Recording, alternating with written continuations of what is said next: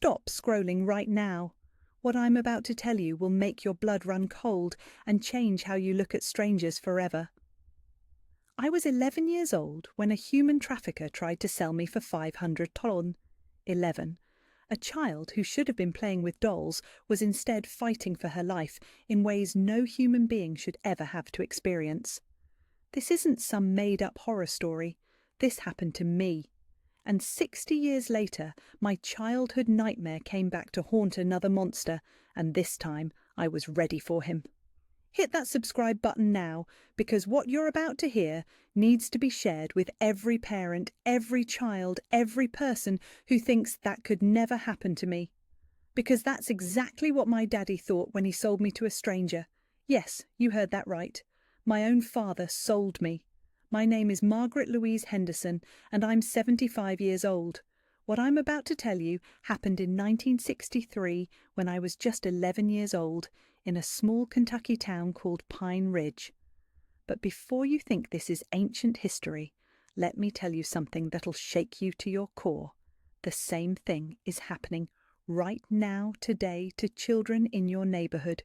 Here's the terrifying truth they don't want you to know. Human traffickers aren't mysterious figures lurking in dark alleys. They're smooth-talking businessmen in expensive suits who know exactly how to find the most vulnerable families and turn desperation into profit. Smash that like button if you're ready to hear how a broken 11-year-old girl outsmarted a predator and lived to tell about it. Let me paint you a picture of 1963 Kentucky that'll make you understand how easily evil can slip into your life. I was living with my alcoholic father in a house that was falling apart around us. Mama had died when I was 8. Cancer took her slowly and painfully while we watched helplessly. After Mama's funeral, Daddy became a different man. The grief broke something inside him that never healed. He started drinking at Murphy's Tavern every single night, coming home so drunk he couldn't find the front door. Some nights I'd find him passed out in our front yard, covered in his own vomit. By the time I was 11, I was running that household completely. Cooking, cleaning, budgeting our welfare check, darning holes in my worn-out clothes. The other kids at school called me Little Mother, because I looked so serious all the time, so much older than my years. That's when the devil himself walked into our lives. His name was Robert Charles Whitman, and he looked like salvation wrapped in a grey suit. Tall, well-dressed, driving a black sedan that cost more than most families in our town made in a year. He said he represented something called the Eastern Education Foundation, a charitable organisation that placed underprivileged children in quality boarding schools. But here's what makes my skin crawl even today. He wasn't random. This monster had spent 2 weeks studying our town, watching families, learning which households were desperate enough to fall for his lies. He targeted single parents, families with drinking problems, children who looked neglected. He was hunting us. When Robert knocked on our door, I answered, because Daddy was passed out drunk in his chair at 2 in the afternoon. The way this man looked at me, like he was calculating my worth, measuring my potential value, should have sent every alarm bell in my head ringing, but I was just a child who'd been taught to respect adults. "Is your father home, young lady?" he asked, his voice smooth as silk and twice as dangerous. I woke Daddy up, and what happened next still makes me sick to my stomach. Robert Whitman painted a picture of paradise that was designed to prey on a desperate father's love for his child. "Your daughter is exactly the kind of child we look for," he told Daddy, sitting in our filthy living room like he belonged there. Bright, mature beyond her years, clearly capable of thriving in the right environment. He described boarding schools that sounded too good to be true. And they were. Small classes, dedicated teachers, 3 nutritious meals a day, clean uniforms, comfortable beds, and bright futures. Everything a guilt-ridden father wanted to give his daughter but couldn't afford. "And the cost?" Daddy asked, and I could hear the hope creeping into his voice. Here's where the trap snapped shut. No cost at all. These schools are funded by wealthy philanthropists. In fact, there's a small stipend for families, $500 as a token of appreciation. $500 in 1963 was a fortune to us. I watched my daddy's eyes light up like Christmas morning, and I knew I was doomed. When would she have to leave? Saturday morning, the sooner the better. The fall semester preparation starts in 3 weeks. Saturday, 3 days away. The urgency should have been a red flag the size of Texas, but desperation makes people blind to obvious lies. That night, as Daddy tried to explain why he was sending me away, I knew something was horribly wrong. But what could I do? I was 11 years old, with nowhere to run and no one to help me. If you're starting to feel sick reading this, good, you should be sick, because this is how easily predators can destroy families. Saturday morning came grey and cold. Robert arrived exactly at 8 o'clock, loading my pathetic cardboard suitcase into his trunk like I was already his property. Everything I owned in the world, 2 dresses, some underwear, a nightgown that had been Mama's, and her picture, fit into that one small case. Daddy hugged me goodbye, pressing a dollar bill into my hand. "For emergencies," he whispered, though we both knew a dollar wouldn't save me from whatever was coming. I got into the back seat of that black sedan and watched my home disappear behind us. The last thing I saw was Daddy standing in the doorway, clutching that envelope of blood money, looking more broken than I'd ever seen him. At first, we really did drive toward Louisville, where Robert claimed the school was located. He kept talking about the wonderful opportunities waiting for me, the friends I'd make, the bright future ahead. But the longer we drove, the more his route deviated from any logical path to a major city. "I thought we were going to Louisville," I said, when we turned onto a back road that led deep into nowhere. "This is a shortcut," Robert replied, but his voice had changed. The friendly mask was slipping, revealing something cold and calculating underneath. We drove for hours through increasingly isolated countryside, abandoned farmhouses, empty fields, roads that weren't marked on any map. By evening, we were so far from civilization that screaming wouldn't help anyone hear me. Finally, we stopped at a house that looked like something from my worst nightmares. 2 stories run down, with the windows on the first floor boarded up with plywood. This wasn't a school. This was a prison. "Where are we?" I asked, real fear starting to creep into my voice. "This is a way station," Robert said, turning off the engine. "Sometimes students need to spend the night here before continuing to their final destination." Way station. The word sounded official, but everything about this place screamed danger. Inside, the house was dark, cold, and reeked of mildew and human misery. Robert lit a kerosene lamp, and that's when I saw we weren't alone. 2 other children sat huddled on a mouldy sofa, a boy about 12 and a girl maybe 13. Both looked like they hadn't eaten in days, hollow-eyed and terrified. When they saw us enter, they didn't look hopeful for rescue. They looked sorry for us. "Margaret, meet Billy and Sarah," Robert said cheerfully, like this was summer camp. "They're also going to excellent schools." But the look in their eyes told me everything I needed to know. There were no schools. There never had been. That night, after Robert fell asleep guarding the door, Sarah crawled over to where I was lying on the bare floor. "Listen to me carefully," she whispered, her voice shaking with terror. "That man is lying about everything. He doesn't send kids to schools. He sells them." My blood turned to ice water in my veins. "What do you mean, sells them?" "To people who use them as slaves, for labour, for begging, for—" She couldn't finish the sentence, but I understood. "I've been with him for a month. He keeps promising we're going to schools, but instead he drives us around to different places, shows us to different men who look at us like we're livestock." "How do you know?" "Because yesterday I heard him on the phone.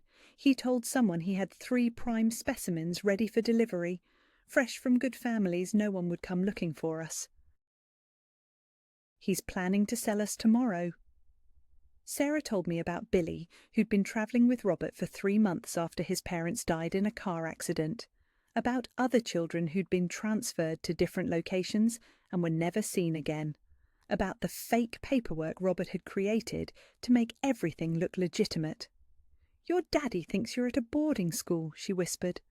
"My mama thinks I'm working in a textile mill. Billy's aunt thinks he's in an orphanage.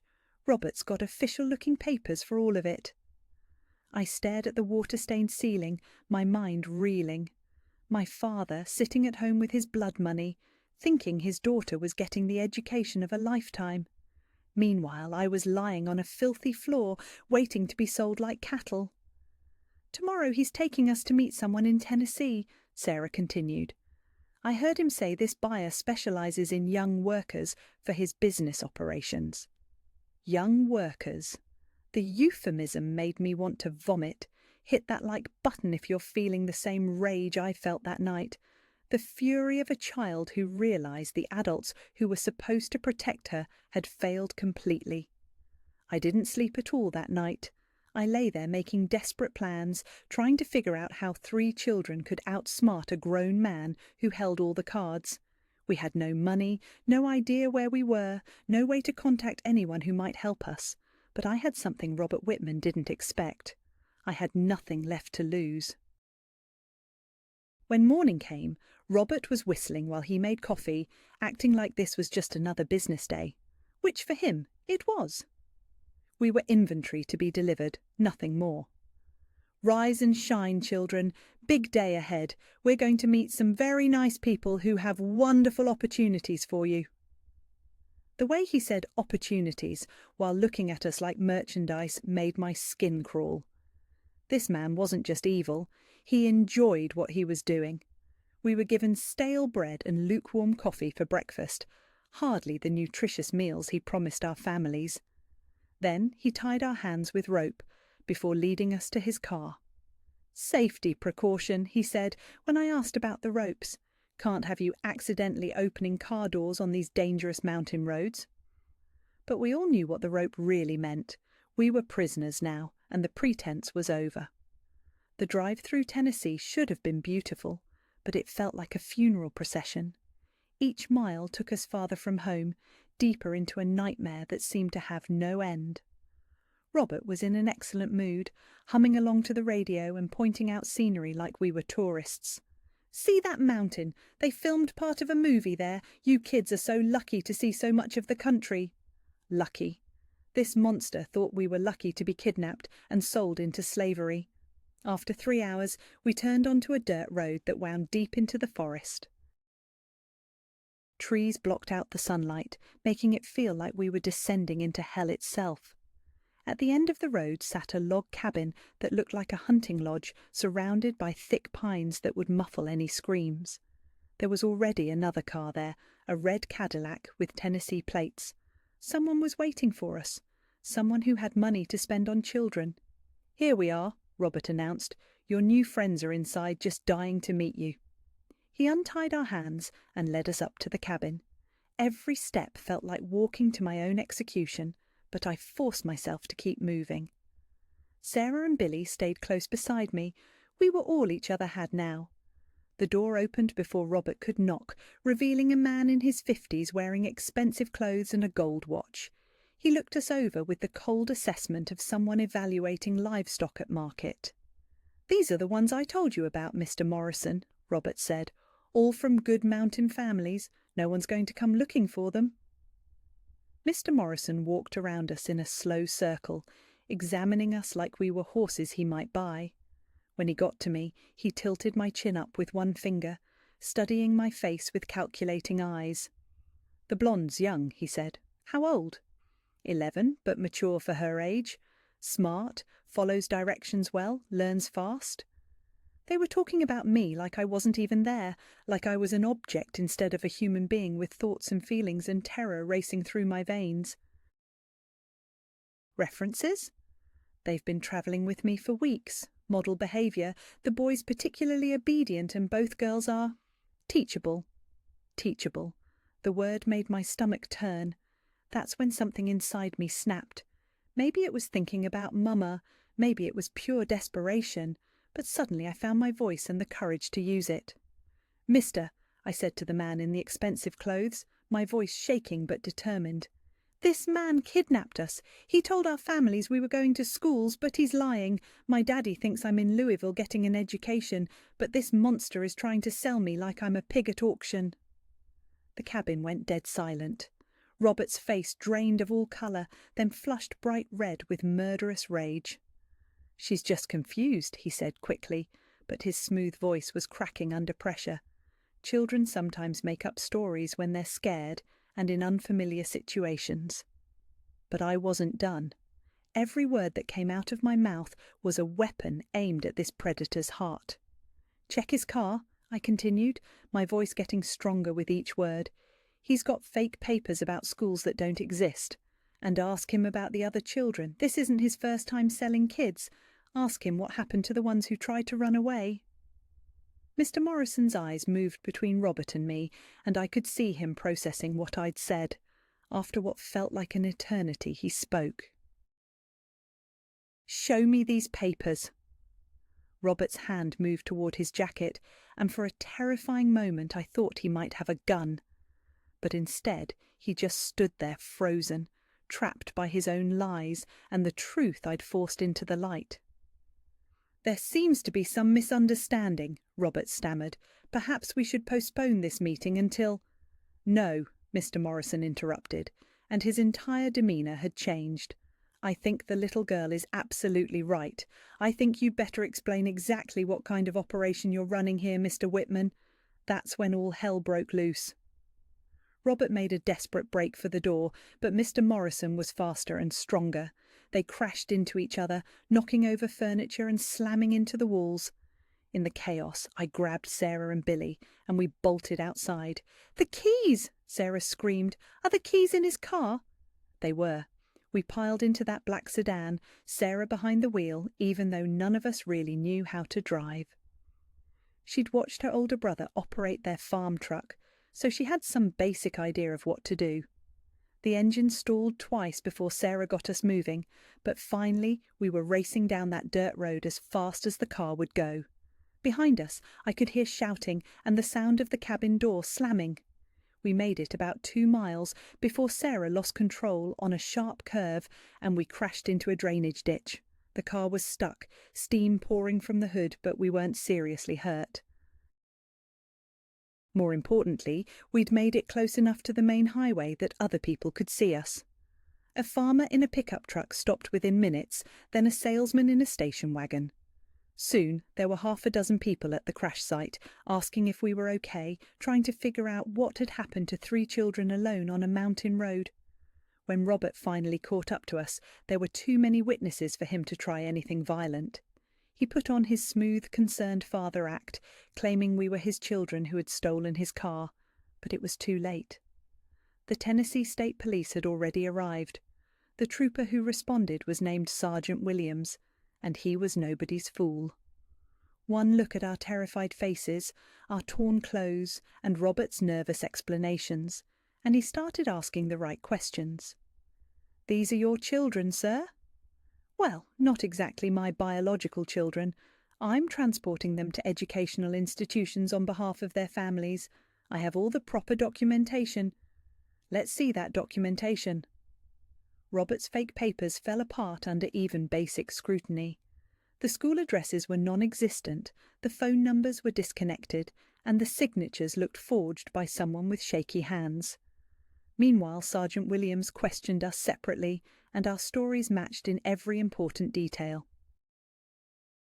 We told him about the promises made to our families, about the abandoned house where we'd been held, about the man in the cabin who had wanted to buy us like slaves. "Buy you?" Sergeant Williams repeated. "What exactly do you mean by that?" "Like we were animals," Billy said, finding his voice for the first time. The man asked about references, talked about how much we'd cost, examined us like we were livestock. Federal agents arrived from Knoxville within hours, and they had enough evidence to arrest Robert Charles Whitman on charges of kidnapping, interstate transportation of minors for immoral purposes, and conspiracy to commit human trafficking. But the real bombshell came when they searched his car and found his business records. This is where the story gets even more horrifying, if you can imagine that. Robert had been keeping meticulous notes about his trafficking operation, names of children he'd taken, amounts he'd been paid for them, contact information for buyers across multiple states. It was a predator's business ledger that documented years of crimes against children. The book contained over 60 names, 60 children whose lives had been destroyed by this monster. Some were marked as delivered, others as pending, and a few were marked with symbols that made the federal agents' faces go white. 60 children. Let that number sink in. 60 families who thought they were giving their kids better opportunities. 60 children who disappeared into a nightmare network of forced labour, sexual exploitation, and God knows what else. The federal investigation that followed lasted 8 months and led to the rescue of 23 children from locations across the southeast. Some had been forced to work in agricultural operations under conditions that would have made slave owners blush. Others had been sold to factory owners who used child labour in dangerous conditions for no pay. The youngest victim they found was only 9 years old. Mr. Morrison, it turned out, wasn't a buyer at all. He was an undercover federal agent who had been tracking Robert's network for over a year. The cabin meeting had been a sting operation designed to catch him in the act. "We'd been trying to build a case against him for months," Agent Morrison explained to me years later. "But human traffickers are paranoid and careful. They don't usually do business with strangers. Your courage in speaking up gave us the evidence we needed to bring down his entire network." Robert Charles Whitman was sentenced to 25 years in federal prison. In 1964, that was considered an extremely harsh sentence for crimes against children. The judge called it one of the most systematic and disturbing cases of child exploitation he had ever encountered. During the sentencing hearing, I was asked to speak. At 12 years old, I stood up in that federal courtroom and told Robert Whitman exactly what I thought of him. "You told my daddy I was going to get an education," I said, my voice steady despite my racing heart. "You made him believe he was giving me opportunities he couldn't provide, but you were planning to sell me to someone who would hurt me in ways no child should ever experience." Robert stared at his hands, like the coward he was, unable to meet my eyes. "I want you to know that every day you spend in prison, I'll be out here getting that education you lied about. I'll be living the life you tried to steal from me, and when I grow up, I'm going to make sure other kids don't fall into traps like the one you set." The courtroom was silent when I finished. Several people were crying, including parents of other victims who had travelled to Tennessee to see justice served, and I kept that promise. My daddy was waiting at the Pine Ridge bus station when I came home, looking more sober and more ashamed than I'd ever seen him. He'd spent every dollar of that blood money on private investigators and lawyers, trying to find me after he realised something was wrong. "I'm sorry, Maggie," he said, hugging me until I could barely breathe. "I'm so goddamn sorry. I thought I was giving you something better, but I almost lost you forever." He never took another drink, not one. Said he couldn't trust his judgment when alcohol clouded his thinking, couldn't risk making another decision that might put me in danger. He kept that promise until the day he died, 30 years later. The experience changed me in ways that took decades to understand. I had nightmares for years, dreams where I was still trapped in that house, still being driven towards some terrible fate. I became suspicious of strangers, especially men who seemed too friendly or made promises that sounded too good to be true. But it also gave me something invaluable: the ability to recognize predators. I learned to trust my instincts when something felt wrong. I learned to ask hard questions, demand proof, pay attention when children seemed uncomfortable around certain adults. Those skills served me well over the years. They helped me identify other predators, protect other children, and eventually led to one of the most important moments of my adult life. Because in 2019, when I was 72 years old, my childhood nightmare walked back into my life, wearing a different face but using the exact same playbook. His name was Marcus Thompson, and he had Robert Whitman's smooth voice, expensive clothes, and predatory smile. He was targeting a young waitress at the diner where I worked, promising her wonderful opportunities in Detroit that sounded exactly like the lies Robert had told my daddy 56 years earlier. That's when I knew my terrible experience as a child had prepared me for this moment. This time, I wasn't a helpless 11-year-old with no power and no voice. This time, I was a grown woman with decades of experience, connections in law enforcement, and the hard-earned knowledge that sometimes ordinary people have to do extraordinary things to stop evil. Marcus Thompson had made a fatal mistake. He'd tried his tricks on someone who had survived Robert Whitman. If this story has shaken you, if it's opened your eyes to how easily predators can destroy families, then share it. Hit that subscribe button, smash that like button, and remember, these monsters are still out there, still hunting, still destroying lives. The only thing that stops them is people like us. People who pay attention, who ask hard questions, who speak up when something doesn't feel right. Part 2 of this story will show you exactly how my childhood trauma became the weapon I used to put another human trafficker behind bars for life. And the methods I used to catch him will shock you to your core. Don't go anywhere. This is where the real justice begins. The nightmare from my childhood was about to become my greatest weapon. If you thought part 1 was intense, buckle up. What I'm about to tell you will show you exactly how a 72-year-old grandmother became an undercover federal informant and helped destroy one of the most dangerous human trafficking operations in the Midwest. This isn't fiction. This isn't Hollywood. This is what happens when someone who has stared evil in the face as a child decides to hunt it down as an adult. Smash that subscribe button right now because you're about to witness the kind of justice that makes predators wake up screaming in their prison cells. The year was 2019. I was 72 years old, living quietly in a small Ohio town, working part-time at Martha's Diner on Route 35. It was simple work, serving coffee and pie to truckers and locals, nothing fancy. The job kept me busy and made me feel useful, which at my age was more important than the money. That's when he walked in. The moment Marcus Thompson stepped through our door, every alarm bell from my childhood started screaming. He was probably 45, well dressed in a way that screamed money, driving a brand new SUV with Michigan plates. But it wasn't his appearance that made my blood run cold.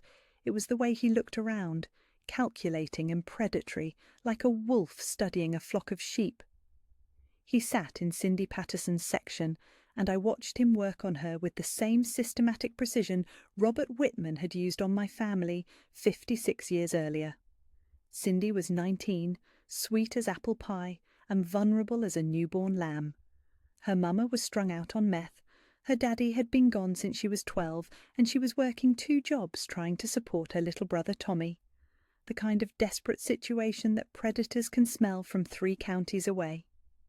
"You're too smart to be stuck in a place like this," Marcus told her as she poured his coffee, his voice smooth as expensive whiskey. "I run hospitality businesses up in Detroit, high-end restaurants, luxury hotels, always looking for bright young women who want to make something of themselves." I was wiping down the counter nearby, but I was listening to every single word. The tone, the phrasing, the careful way he was building rapport. It was Robert Whitman's playbook, word for word. "Really?" Cindy's eyes lit up like he'd just offered her the moon and stars. "What kind of work?" "Customer relations mostly, meeting important people, making them feel welcome and comfortable.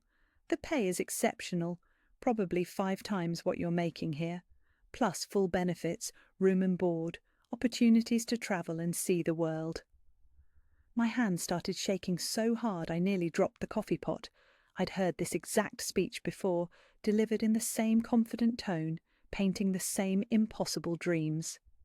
"That sounds amazing," Cindy said, "but I couldn't leave my little brother." And that's when Marcus Thompson revealed exactly what kind of monster he was. "How old is he?" 12. Marcus smiled, and it was the same predator's grin that still haunted my nightmares. "Well, Detroit has excellent programs for disadvantaged youth. Your brother could get opportunities there he'd never have in a place like this." I dropped the glass I was cleaning. It shattered on the floor, and everyone looked at me. "Sorry," I said, kneeling to pick up the pieces. Clumsy old hands. But while I was down there, I saw something that made my heart stop. A business card that had fallen from Marcus's jacket when he reached for his wallet. I palmed that card while pretending to clean up glass. The card read, "Marcus Thompson, Premium Hospitality Services." No address, just a phone number with a Michigan area code and a logo that looked professional but felt wrong somehow. During my break, I called that number from the payphone behind the diner. "Premium Services, where your dreams become reality." A woman answered with a script that sounded rehearsed to death. "How can we help you achieve your goals today?" Red flag number 1. A legitimate business would have answered with their actual company name. "I'm calling about employment opportunities," I said, trying to sound younger and more desperate. "Wonderful. Can you tell me about yourself? Age, family situation, current living arrangements? Do you have anyone who would miss you if you relocated for work?" Red flag number 2. No legitimate employer asks if people would miss you. "I'm 22, no family, living alone," I lied. "Perfect. And are you currently employed? Any legal troubles, drug problems?" Red flags 3, 4, and 5. They weren't asking about skills, experience, or qualifications. They were profiling me for vulnerability. I hung up and called 911. The officer who responded was Detective Ray Morrison. No relation to the federal agent from my childhood, just an unfortunate coincidence that made my skin crawl. He was young, maybe 30, and he clearly thought I was a paranoid old woman seeing dangers that weren't there. "Ma'am, talking to someone about job opportunities isn't a crime. This Marcus fellow might legitimately run employment services." Then why did the woman on the phone ask if anyone would miss me if I disappeared? Why did she ask about legal troubles before asking about work experience? Detective Morrison shrugged like I was wasting his time. "People ask all kinds of questions these days. I'll file a report, but unless he actually commits a crime." I knew right then that local law enforcement wasn't going to help, but I also knew I couldn't stand by and watch Cindy walk into the same trap I'd barely escaped as a child. That evening, I drove to Cindy's apartment complex, a run-down place on the edge of town where the rent was cheap and the neighbours minded their own business. When she answered her door, her eyes were bright with excitement and something that looked dangerously like hope. "Mrs. Henderson, I was just thinking about calling you. That man from the diner, Mr. Thompson, he offered me a job. A real job with real money. Can you believe it?" "Cindy, honey, sit down. I need to tell you something that might save your life." I told her everything. About Robert Whitman, about what happened to me in 1963, about the phone call I'd made to Premium Services. I watched her face change as the reality of what Marcus was really offering began to sink in. "But he seemed so nice," she whispered. "He said Tommy and I could both have better lives." "That's exactly how they work, sweetheart.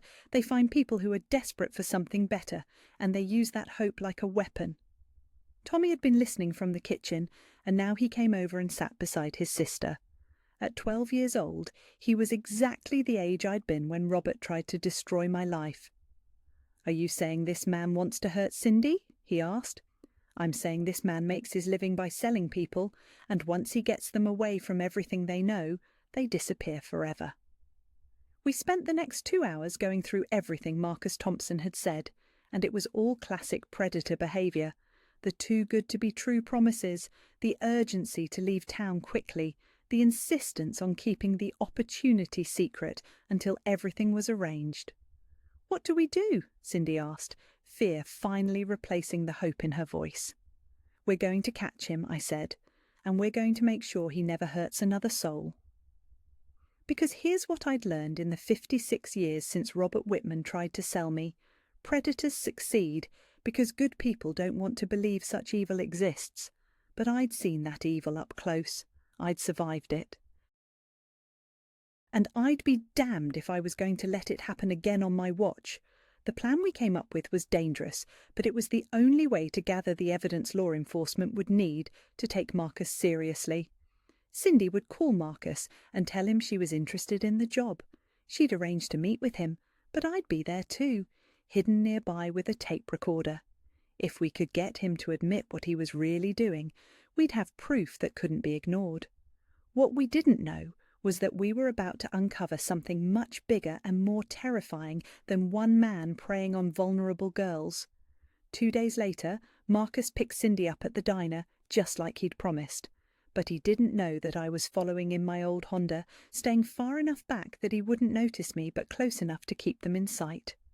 They drove to a truck stop about 30 miles outside town, the kind of place where nobody asks questions and everybody minds their own business. I parked where I could see them through the windows, but stayed hidden behind a semi-truck. Cindy had a small recorder in her purse, one of those mini cassette players people used for dictation. Through the restaurant windows, I could see Marcus showing her papers, talking animatedly, painting pictures of the wonderful life waiting for her in Detroit. After about 45 minutes, they came outside and got back in his SUV. That's when my heart nearly stopped. This wasn't part of the plan. We'd expected him to just talk to her, maybe try to convince her to come with him later. But taking her to a second location meant things were moving faster than we'd anticipated. They drove to the Sleepy Inn Motel on Interstate 75, the kind of place that rents rooms by the hour and doesn't look too closely at ID. Marcus got a room, and I watched him lead Cindy inside. I called 911 from the motel parking lot, my hands shaking so hard I could barely dial. "There's a man with a young woman in room 237, I told the dispatcher. "I believe she's in immediate danger." "What's your relationship to the woman, ma'am?" "I'm her friend. Please just send someone quickly before it's too late." The police arrived within 12 minutes. 12 minutes that felt like 12 hours.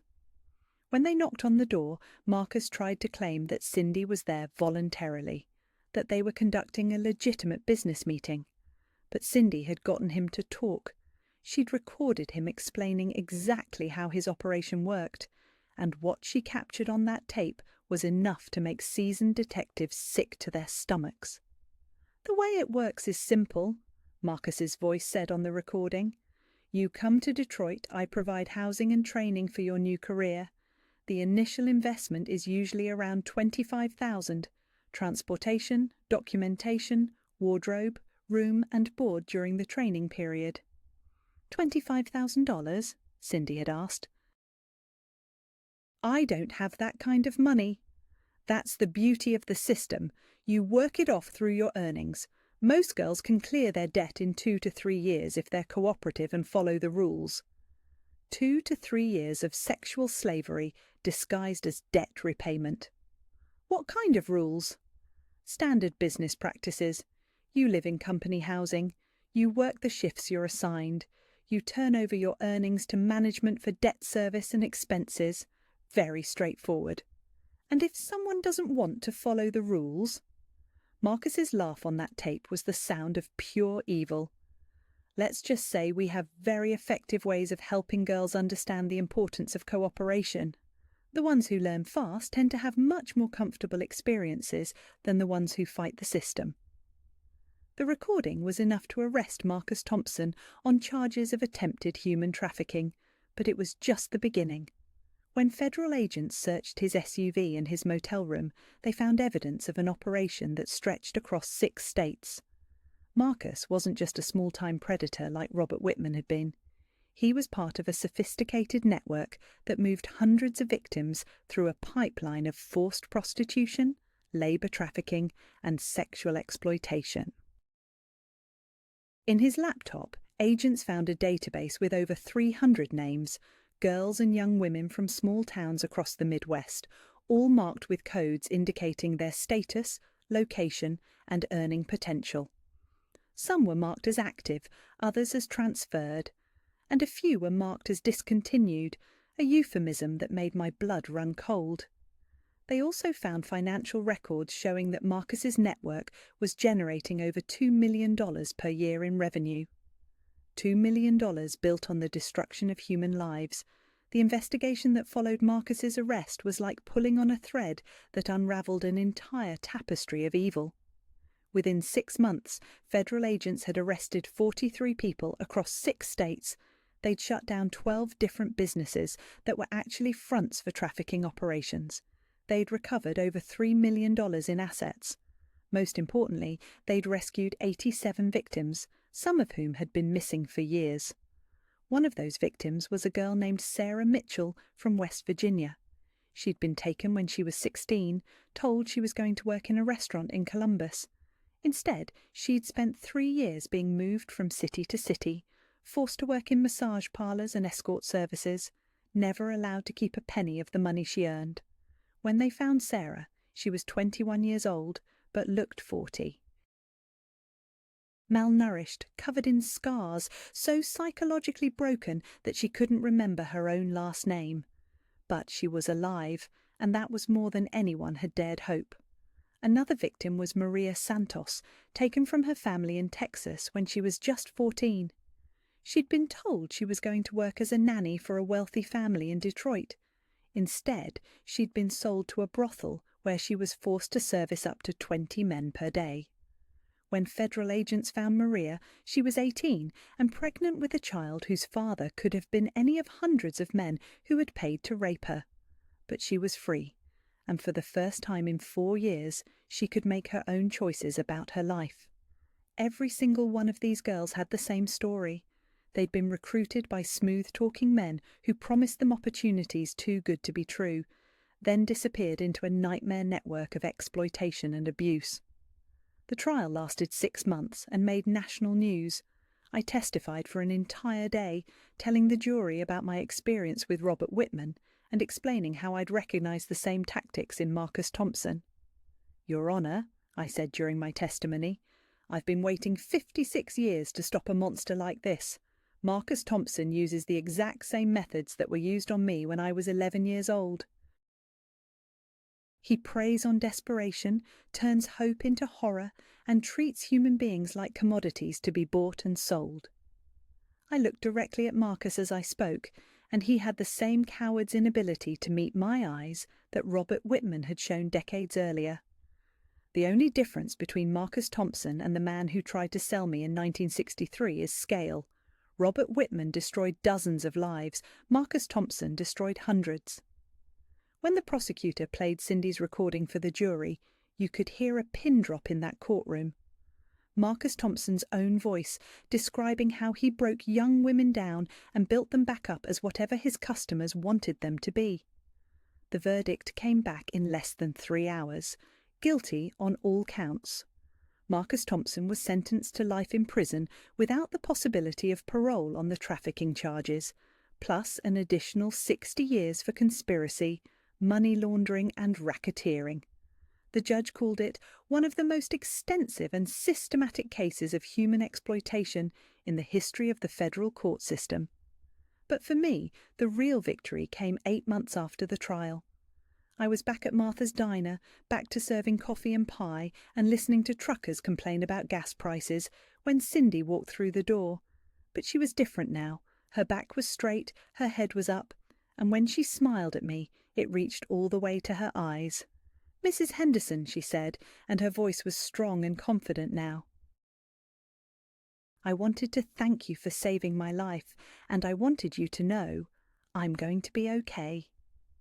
Cindy had used the Victim Compensation Fund to go to college. She was studying social work, planning to help other survivors of trafficking rebuild their lives. She wanted to be the person who saw the girls who needed help and was brave enough to do something about it. "I want to do what you did for me," she told me over coffee that afternoon. "I want to be someone who pays attention, who recognizes the signs, who speaks up when something's wrong." Tommy, her little brother, had also thrived. With the threat of Marcus gone and Cindy stable, he'd started doing better in school.